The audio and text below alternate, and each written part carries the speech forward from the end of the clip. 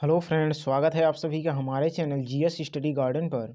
आज हम लोग बाल विकास एवं शिक्षा शास्त्र अर्थात सीडीपी का प्रैक्टिस नंबर 29 देखने वाले हैं।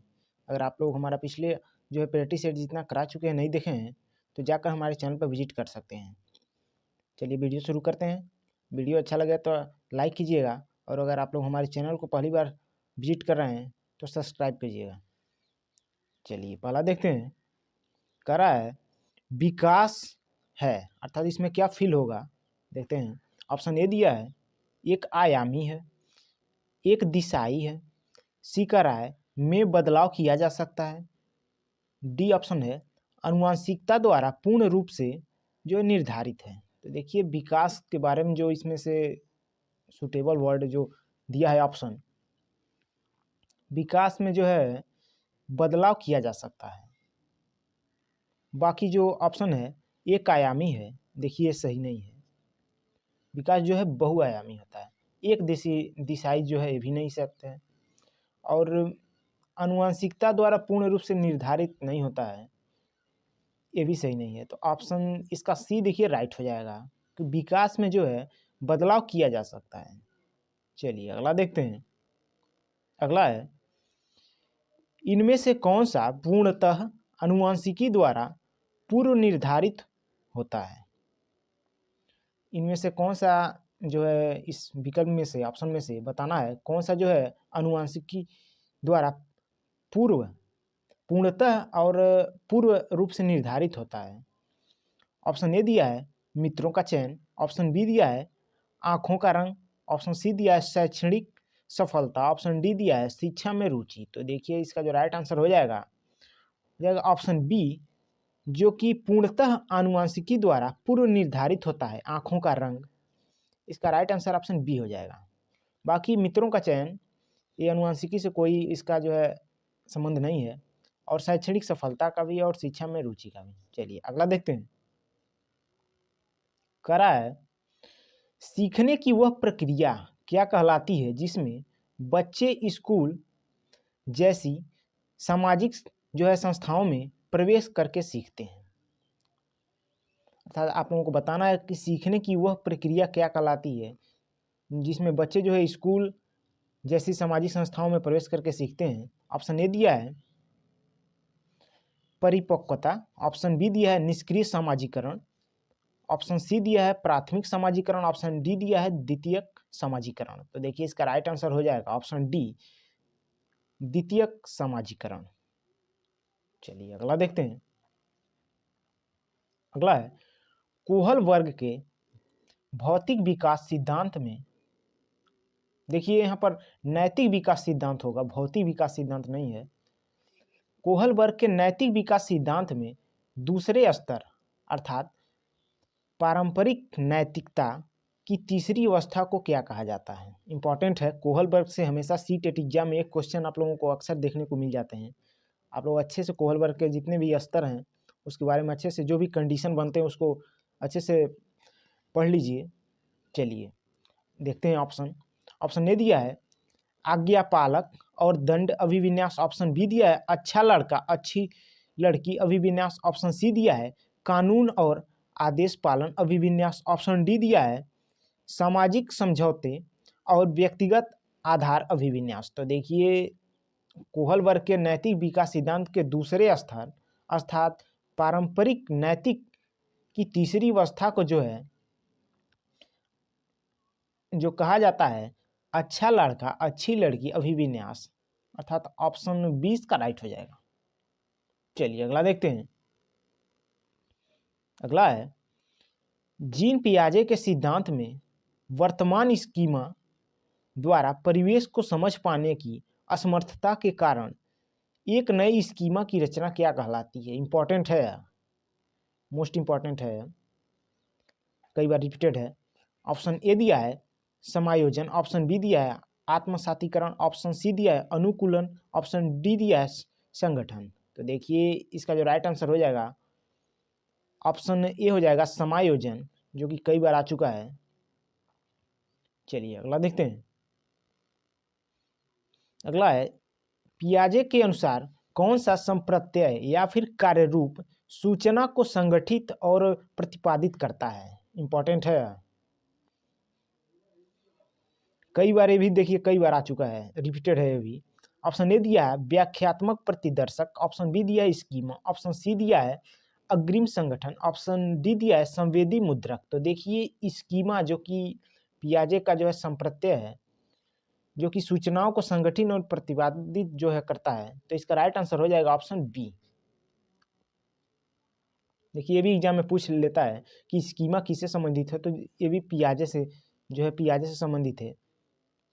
चलिए अगला देखते हैं। करा है रश्मि अपनी कक्षा में विद्यार्थियों के सीखने की क्षमता को ध्यान में रखकर विभिन्न प्रकार के कार्यकलापों का उपयोग करती है और सहपाठियों द्वारा अधिगम को बढ़ावा देने के लिए समूह भी बनाती है। करा है निम्नलिखित में से कौन सा इसका समर्थन करता है। देखते हैं कौन सा जो है इसका समर्थन कर रहा है, कौन सा विकल्प। ऑप्शन ए दिया है सिगमंड फ्रायड का मनोयौनिक सिद्धांत, ऑप्शन बी दिया है लेओ वाइगोस्की का सामाजिक सांस्कृतिक सिद्धांत, ऑप्शन सी दिया है लॉरेंस कोलबर्ग का नैतिक विकास का सिद्धांत, ऑप्शन डी दिया है वी.एफ. स्किनर का व्यवहारवादी सिद्धांत। तो देखिए इसका जो राइट आंसर हो जाएगा ऑप्शन बी हो जाएगा, लेओ वाइगोस्की का सामाजिक सांस्कृतिक सिद्धांत, जो कि सहपाठियों द्वारा अधिगम को बढ़ावा देने के लिए समूह को बनाती है। तो जो है एक क्रियाकलाप जो है लेओ वाइगोस्की की सामाजिक सांस्कृतिक सिद्धांत को जो है समर्थन करता है। चलिए अगला देखते हैं, अगला देखते हैं। करा है इनमें से कौन सा अध्यापक द्वारा पाड़ का उदाहरण नहीं है। देखिए पाड़ या ढांचा, इसको इसको इसको इसको फोल्डिंग भी कहते हैं, कई बार आ चुका है भी। देखिए ऑप्शन ए दिया है अनुकरण के लिए कौशलों का प्रदर्शन करना, ऑप्शन बी दिया है रटना, ऑप्शन सी दिया है इशारे एवं संकेत, ऑप्शन डी दिया है सहपाठियों संग साझा जो है शिक्षण। तो देखिए जो अध्यापक द्वारा पाठ का उदाहरण नहीं है इसमें से, वो है ऑप्शन बी रटना। देखिए रटना एक निगेटिव जो है वर्ड है, रटना किसी भी विकल्प में होता है तो विकल्प सही नहीं होता है, इसको आप लोग ध्यान दीजिएगा। रटना या फिर पुरस्कार देना, तो इसका राइट आंसर हो जाएगा ऑप्शन बी। चलिए अगला देखते हैं। निम्न में से कौन सी शिक्षा शास्त्रीय पद्धति एक संरचनावादी कक्षा के लिए उपयुक्त नहीं है। नहीं है, विशेष ध्यान दीजिएगा इस पर, क्योंकि नहीं है लास्ट में लिख देता है, सीटेट एग्जाम में जो भी क्वेश्चन आते हैं नहीं है लास्ट में रहता है, तो इसमें पूरा आप लोगों को प्रश्न पढ़ना है, नहीं तो हाँ वाले पे टिक लग जाता है, आता हुआ क्वेश्चन जो है गलत हो जाएगा। ऑप्शन ए दिया है बहुआयामी परिप्रेक्ष्यों का प्रोत्साहन, ऑप्शन बी दिया है सामूहिक सहयोगिता, ऑप्शन सी दिया है वेधन व दोहराव, ऑप्शन डी दिया है प्रयोगात्मकता। तो देखिए जो है संरचनावादी कक्षा के लिए जो उपयुक्त नहीं है इसमें से, वो है वेधन व दोहराव अर्थात रटंत। देखिए रटना, दोहराव अर्थात रटना, ये भी निगेटिव है, तो इसका राइट आंसर हो जाएगा ऑप्शन सी। चलिए अगला देखते हैं। निम्न में से किसने सामान्य बुद्धि के विचार को नकारा और बुद्धि को अनेक विशिष्ट संसाधन संक्रियाओं के पदों के रूप में परिभाषित किया है। ऑप्शन ए दिया है चार्ल्स स्पीयरमैन, ऑप्शन बी दिया है एल्फ्रेड विनेट, ऑप्शन सी दिया है थियोडोर साइमन, ऑप्शन डी दिया है हावर्ड गार्डनर। तो देखिए इसका राइट आंसर हो जाएगा ऑप्शन डी हावर्ड गार्डनर। देखिए हावर्ड गार्डनर ने बहुबुद्धि सिद्धांत दिया है, ये भी कई बार सीटेट एग्जाम में पूछा जा चुका है। चलिए अगला देखते हैं। करा है एक संरचनावादी कक्षा में निम्न में से किस पर महत्व दिया जाना चाहिए। ऑप्शन ए दिया है संकलनात्मक मूल्यांकन, ऑप्शन बी दिया है संरचनात्मक मूल्यांकन, ऑप्शन सी दिया है एक आयामी मूल्यांकन, ऑप्शन डी दिया है मानकीकृत एवं एक समान मूल्यांकन। तो देखिए संरचनावादी कक्षा के लिए जो सबसे महत्वपूर्ण जो इसमें से जो किया जाना चाहिए वो विकल्प है ऑप्शन बी संरचनात्मक मूल्यांकन, ऑप्शन बी इसका राइट हो जाएगा। चलिए अगला देखते हैं। अगला है वाइगोस्की के सिद्धांत के अनुसार निजी संवाद जिसको कहते हैं प्राइवेट स्पीच, निजी संवाद जो है, निजी संवाद क्या है? ऑप्शन ए दिया है बच्चों के आत्म केंद्रितता का द्योतक है। ऑप्शन बी दिया है बच्चों के क्रियाकलापों और व्यवहार का अवरोधक है। ऑप्शन सी दिया है जटिल कार्य करते समय बच्चे को उसके व्यवहार संचालन में सहायता देता है। ऑप्शन डी है यह संकेत देता है कि संज्ञान कभी भी आंतरिक नहीं होता। तो देखिए निजी संवाद जो कि वाइगोत्स्की के सिद्धांत के अनुसार जो है उसको कहते हैं जटिल कार्य करते समय बच्चे को अपने व्यवहार संचालन में जो है सहायता देता है। तो इसका राइट आंसर हो जाएगा ऑप्शन सी। चलिए अगला देखते हैं। अगला है लड़कियों को गुलाबी कपड़ों और गुड़ियों से जोड़ा जाता है और लड़कों को नीले कपड़ों एवं कारों से जोड़ा जाता है, यह किसको दर्शाता है? तो देखिए इस प्रकार के क्वेश्चन सीटेट एग्जाम में अक्सर हमेशा 1 या 2 क्वेश्चन देखने को मिल जाते हैं। इसको आप लोग अच्छे से देखिएगा, घुमा कर देता है। हमेशा जेंडर रूढ़िवादिता से संबंधित 1 या 2 क्वेश्चन आते ही आते हैं। ऑप्शन ए दिया है जेंडर निरंतरता, ऑप्शन बी दिया है जेंडर सशक्तिकरण, ऑप्शन सी दिया है जेंडर विविधता, ऑप्शन डी दिया है जेंडर रूढ़िवादिता। तो देखिए जेंडर रूढ़िवादिता इसका राइट आंसर हो जाएगा ऑप्शन डी। चलिए अगला देखते हैं। देखिए कथन दिया है और कारक दिया है, इसको आप लोग अच्छे से देखिएगा।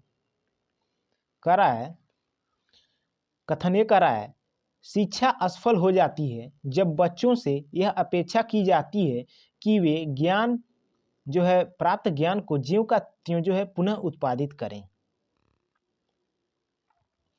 कारक आर कह रहा है जानकारी का पुनः उत्पादन बच्चों के सीखने का अर्थपूर्ण द्योतक है। तो देखिए जो कथन ए कह रहा है वो सही है, बाकी जो कारक आर है जानकारी का पुनः उत्पादन बच्चों के सीखने का अर्थपूर्ण द्योतक है, तो देखिए सही नहीं है, ये गलत है। तो अर्थात ये सही है, आर गलत है, तो इसका राइट आंसर हो जाएगा ऑप्शन सी। चलिए अगला देखते हैं। अगला है एक संरचनावादी कक्षा में अध्यापक और छात्रों की क्या भूमिका होती है, इंपॉर्टेंट है। ऑप्शन ए दिया है कक्षा में शिक्षक व विद्यार्थी दोनों निष्क्रिय होते हैं। ऑप्शन बी दिया है छात्र क्रियाशील हैं परंतु अध्यापक निष्क्रिय हैं। ऑप्शन सी दिया है अध्यापक और छात्र दोनों ही क्रियाशील होते हैं। ऑप्शन डी दिया है अध्यापक क्रियाशील हैं परंतु छात्र निष्क्रिय हैं। तो देखिए संरचनावादी कक्षा में अध्यापक और छात्रों की जो भूमिका होती है उसमें अध्यापक और छात्र दोनों ही क्रियाशील होते हैं, तो इसका राइट आंसर हो जाएगा ऑप्शन सी। बाकी ऑप्शन बी है छात्र क्रियाशील होता है परंतु अध्यापक निष्क्रिय होता है, नहीं सही होगा। इसमें देखिए कक्षा में शिक्षक और विद्यार्थी दोनों निष्क्रिय होते हैं, ये भी नहीं सही होगा। और अध्यापक क्रियाशील है परंतु छात्र निष्क्रिय, ये भी नहीं सही होगा। चलिए अगला देखते हैं। इनमें से देखना है कौन सा कथन जो है, देखते हैं कौन सा कथन सही होगा। एक कक्षा में अध्यापिका जो है भिन्न जातियों के समूह वाले अधिगमकर्ताओं के लिए समावेशी वातावरण की रचना कैसे कर सकती है। देखते हैं कि एक अध्यापिका जो है विभिन्न जातियों के समूह वाले जो है अधिगमकर्ता अर्थात शिक्षार्थी हैं उनके समावेशी वातावरण की रचना कैसे करेंगी। इसमें से कौन सा जो है कथन सत्य होगा, देखते हैं। ऑप्शन ए दिया है, देखिए ऑप्शन नहीं है, पहला कथन है। पहला कथन दिया है अपनी उन अवधारणाओं और पूर्वाग्रहों का चिंतन करके जो बच्चों के शैक्षिक अनुभव को सीमित करते हैं। दूसरा देखिए कथन दिया है कक्षा में बच्चों के अनुभवों की विविधता को सम्मिलित करके। तीसरा कथन दिया है संस्था में समानता की मूल संस्कृति पर बल देकर। चौथा कथन दिया है छात्रों को प्रोत्साहित करके कि वे स्वयं को मानकीय पाठ्यक्रम के अनुकूल बना लें। तो देखिए इसका जो राइट आंसर हो जाएगा, इसमें से कथन पहला जो है सत्य होगा, दूसरा भी सही होगा कक्षा में बच्चों के अनुभवों की विविधता को सम्मिलित करके, और तीसरा भी सही होगा कक्षा में समानता की मूल संस्कृति पर बल देकर, ये भी सही होगा। 1 2 3 अर्थात ऑप्शन ई इसका राइट हो जाएगा। बाकी देखिए चौथा जो कथन दिया है छात्रों को प्रोत्साहित करके कि वे स्वयं को मानकीय पाठ्यक्रम के अनुकूल बना लें, तो ये सही नहीं होगा। ऑप्शन ए इसका राइट हो जाएगा। चलिए अगला देखते हैं। करा है, रमनी की कक्षा में एक दृष्टिबाधित छात्र है। एक समावेशित कक्षा में इस संदर्भ में उसे क्या निर्देशात्मक समायोजन करने चाहिए? ऑप्शन ए दिया है विविध प्रकार के दर्शनात्मक प्रस्तुतिकरण देकर। ऑप्शन बी दिया है मुद्रित पुस्तकें उपलब्ध कराकर। अगला ऑप्शन देखते हैं। सी दिया है त्रिविमीय नक्शे और चार्ट जैसे स्पार्शिकी संसाधनों का जो है प्रावधान करके। डी का राय छोटी मुद्रा वाली कार्यशीट प्रदान करके। तो देखिए इसका राइट आंसर हो जाएगा ऑप्शन सी ही हो जाएगा। चलिए अगला देखते हैं। करा है, रीना कक्षा में दी गई किसी भी समस्या को सुलझाने के लिए अलग अलग तरकीबों के बारे में सोचती है। यह निम्न में से किसका प्रतीक है? काफी इंपॉर्टेंट है अभी। ऑप्शन ए दिया है मानसिक क्षति। ऑप्शन बी दिया है कम परिज्ञानता अर्थात बोधगम्यता। ऑप्शन सी दिया है अभिसारी सोच। ऑप्शन डी दिया है अपसारी सोच। तो देखिए इस प्रकार के जो है तरकीबों के बारे में जो सोचती है रीना, तो उसमें जो है अपसारी सोच है। तो ऑप्शन डी इसका राइट हो जाएगा। चलिए अगला देखते हैं। देखिए अभिसारी और अपसारी सोच से कई बार सीटेट एग्जाम में आ चुका है क्वेश्चन, इसको आप लोग ध्यान दीजिएगा।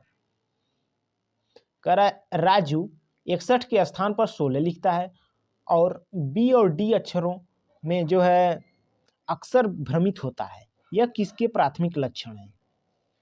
तो देखिए काफी इजी है, इसका आंसर आप लोग कमेंट बॉक्स में जरूर बताइएगा। अगला देखते हैं। एक समावेशी कक्षा में विशेष बच्चों को किस प्रकार सहायता मिल सकती है? इसमें से कौन सा जो है कथन सत्य होगा, किस प्रकार सहायता मिल सकती है देखना है। तो पहला दिया है व्यक्ति लक्ष्यों का निर्धारण। दूसरा दिया है प्रतिस्पर्धात्मक संस्कृति। ऑप्शन देखिए विकल्प तीसरा दिया है सहयोगात्मक अधिगम। चौथा कथन दिया है मानकीकृत निर्देश। तो देखिए इसका जो राइट आंसर हो जाएगा, इसमें से देखते हैं। पहला हो जाएगा व्यक्ति लक्ष्यों का जो है निर्धारण और सहयोगात्मक अधिगम अर्थात 1 और 3 जो है समावेशी कक्षा में विशेष बच्चों के लिए सहायता जो है इस प्रकार प्रदान किया जा सकता है। तो राइट आंसर हो जाएगा ऑप्शन सी 1 और 3 जो है कथन सत्य है। अगला देखते हैं। एक संरचनावादी परिप्रेक्ष्य में बच्चों को किस प्रकार समझाया जाता है? ऑप्शन ए दिया है निष्क्रिय प्राणी के रूप में। ऑप्शन बी दिया है छोटे वयस्कों के रूप में। ऑप्शन सी दिया है दुष्ट जो है जीव के रूप में जिन्हें सभ्य बनाने की जरूरत है। ऑप्शन डी है अपने पर्यावरण को समझने की उत्सुकता लिए हुए। तो देखिए एक संरचनावादी परिप्रेक्ष्य में बच्चों को जो समझाया जाता है उसको अपने पर्यावरण को समझने की उत्सुकता के लिए। तो इसका राइट आंसर हो जाएगा ऑप्शन डी। चलिए अगला देखते हैं। अगला है बच्चों की असफलता के संदर्भ में निम्न में से कौन सा कथन सही है? देखते हैं बच्चों की असफलता के जो है संदर्भ में विषय में कौन सा कथन जो है सत्य होगा। ऑप्शन ए दिया है बच्चों की असफलता का गुणरोपण हमेशा उसके आनुवंशिकी जो है दोषों को किया जा सकता है। देखिए सही नहीं है। बी कह रहा है बच्चों की असफलता का कारण व्यवस्था द्वारा बच्चों की व्यक्तिगत जरूरतों को अनदेखा करना। सी कह रहा है वे बालक जो कभी स्कूल नहीं गए हैं अपने बच्चों की शिक्षा में रुचि नहीं रखते। डी कह रहा है हाशिए पर रहने वाले समुदायों के बच्चे अकादमिक सफलता प्राप्त करने में सक्षम नहीं है। तो देखिए इसका जो राइट आंसर होगा ऑप्शन बी होगा बच्चों की असफलता का कारण व्यवस्था द्वारा बच्चों की व्यक्तिगत जरूरतों को अनदेखा करना है। चलिए अगला देखते हैं। अगला है एक शिक्षिका अपनी प्राथमिक कक्षा में अर्थपूर्ण अधिगम को कैसे बढ़ावा दे सकती है? काफी इंपॉर्टेंट है। ऑप्शन ए दिया है वेधन एवं अभ्यास द्वारा। ऑप्शन बी दिया है प्रतिस्पर्धा को बढ़ावा देकर। ऑप्शन सी दिया है विषय वस्तु का विद्यार्थियों को जीवन के साथ संबंध स्थापित करके। ऑप्शन डी दिया है अधिगम की छोटी छोटी जो है उपलब्धियों के लिए पुरस्कार देकर।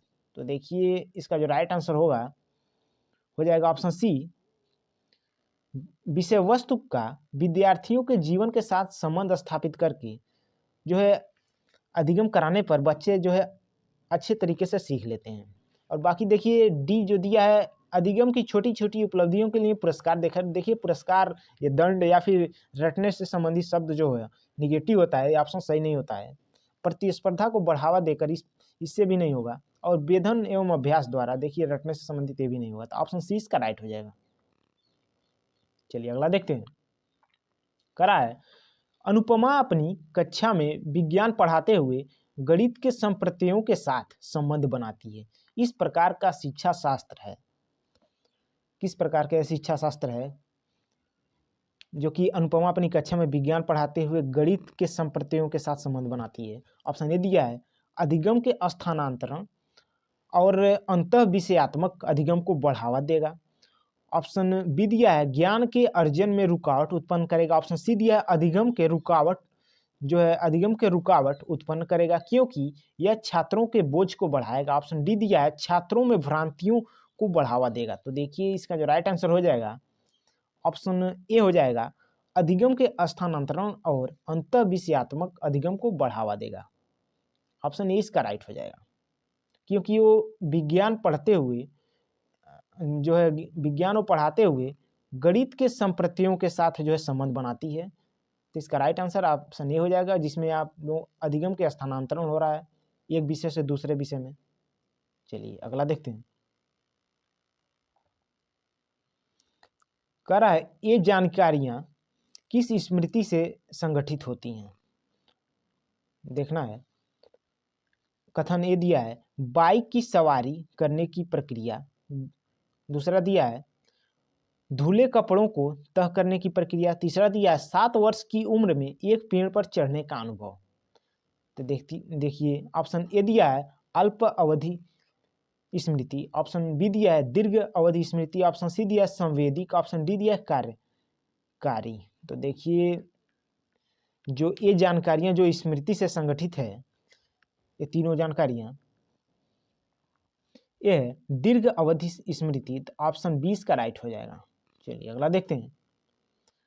करा है निम्नलिखित कथनों में से कौन सा कथन बच्चों की त्रुटियों को समझने के लिए सही नहीं है? नहीं है पर विशेष ध्यान दीजिएगा आप लोग। कौन सा देखिए कथन सही नहीं है? देखिए दिया है ऑप्शन ए दिया है एक कक्षा में छात्रों के ग्रेड और पदों को निर्धारित करने में मदद करता है। देखिए यह कक्षा में छात्रों में जो है ग्रेड और पदों को निर्धारित करने में मदद करता है। बी करा है शिक्षक को छात्रों की अवधारणात्मक समझ से अवगत कराता है। सी करा है शिक्षण अधिगम प्रक्रिया में त्रुटि की समझ सार्थक है क्योंकि यह अधिगम प्रक्रिया का सहज हिस्सा है। डी करा है यह बच्चों की सोच में अंतर्दृष्टि प्रदान करता है। तो देखिए इसका जो राइट आंसर हो जाएगा क्योंकि हमसे पूछा है नहीं त्रुटियों को समझने के लिए सही नहीं है तो इसका राइट आंसर हो जाएगा ऑप्शन ए यह कक्षा में छात्रों के ग्रेड और पदों को निर्धारित करने में मदद करता है। चलिए अगला देखते हैं। करा है किस प्रकार की प्रेरणा उन गतिविधियों से जुड़ी है जो अपने आप में आनंददायक व संतोषजनक है। ऑप्शन ए दिया है आंतरिक अभिप्रेरणा। ऑप्शन बी दिया है गुण विषयक अभिप्रेरणा। ऑप्शन सी दिया है वाह अभिप्रेरणा। ऑप्शन डी दिया है स्थिति विषयक अभिप्रेरणा। तो देखिए इसका जो राइट आंसर हो जाएगा ऑप्शन ए इस प्रकार की अभिप्रेरणा को हम लोग कहते हैं आंतरिक अभिप्रेरणा। तो इसका राइट आंसर हो जाएगा ऑप्शन ए। चलिए अगला देखते हैं। कह रहा है शिक्षिका की अपने विद्यार्थियों से अपेक्षाएं या फिर अपेक्षाओं। ऑप्शन ए दिया है उनके अधिगम पर महत्वपूर्ण प्रभाव डालती है। ऑप्शन बी दिया है का विद्यार्थियों के अधिगम में कोई सहसंबंध नहीं है। ऑप्शन सी है विद्यार्थियों के अधिगम और उनकी स्वयं की क्षमता पर किसी प्रकार का प्रभाव नहीं डालती। ऑप्शन डी दिया है बच्चों के अधिगम के लिए एकमात्र निर्धारक है। तो देखिए शिक्षिका की अपने विद्यार्थियों से अपेक्षाएं जो है उनके अधिगम पर महत्वपूर्ण प्रभाव डालती हैं। तो इसका राइट आंसर ऑप्शन ए हो जाएगा। चलिए अगला देखते हैं। अगला है बाल केंद्रित कक्षा का सृजन कैसे किया जा सकता है। काफी इंपॉर्टेंट है, काफी इजी भी है। ऑप्शन ए दिया है शिक्षार्थियों को उनके निष्पादन के बारे में समय पर प्रतिपुष्टि देकर। ऑप्शन बी दिया है विद्यार्थियों को प्रश्न पूछने से हतोत्साहित। देखिए नहीं सही होगा, हतोत्साहित दिया है। बी कह रहा है बारंबार परीक्षा लेकर और विद्यार्थियों को बीच बीच में भय की अवस्था में रखकर। देखिए भय की अवस्था में रखकर, ये भी नहीं सही होगा। डी कह रहा है विद्यार्थियों में प्रतिस्पर्धा प्रोत्साहित करके। देखिए ये भी नहीं सही होगा। तो राइट आंसर हो जाएगा ऑप्शन ए बाल केंद्रित कक्षा का सृजन जो है विद्यार्थियों को उनके निष्पादन के बारे में समय पर पुष्टि देकर किया जा सकता है। चलिए अगला देखते हैं। देखिए इस प्रैक्टिस सेट का लास्ट क्वेश्चन है। वीडियो अच्छा लगा हो तो लाइक कीजिएगा, और अगर आप लोग अभी तक हमारे चैनल को सब्सक्राइब न किए हैं तो प्लीज़ चैनल को सब्सक्राइब कर लीजिएगा। चलिए देखते हैं, और अपना स्कोर कमेंट बॉक्स में आप लोग जरूर बताइएगा। राष्ट्रीय शिक्षा नीति 2020 क्या प्रस्तावित करती है। इंपॉर्टेंट है। पहला दिया है विद्यालय की पाठ्यचर्या की विषय वस्तु में कटौती। दूसरा दिया है विद्यालय की पाठ्यचर्या के लचीलेपन में वृद्धि। तीसरा दिया है रटंत अधिगम को महत्व देना। चौथा दिया है विवेचनात्मक चिंतन को महत्व देना। तो इसमें से आप लोगों को ऑप्शन में से बताना है कौन सा सत्य होगा। तो देखिए पहला जो दिया है इसमें कि विद्यालय की पाठ्यचर्या की विषय वस्तु में कटौती, तो देखिए ये सही है। दूसरा दिया है विद्यालय की पाठ्यचर्या के लचीलेपन में वृद्धि, ये भी सही है। रटंत अधिगम को महत्व, देखिए ये नहीं सही है। चौथा दिया है विवेचनात्मक चिंतन को महत्व देना, तो ये भी सही है। तो इसका राइट आंसर हो जाएगा ऑप्शन सी 1, 2 और 4। वीडियो देखने के लिए आप लोगों का बहुत बहुत धन्यवाद।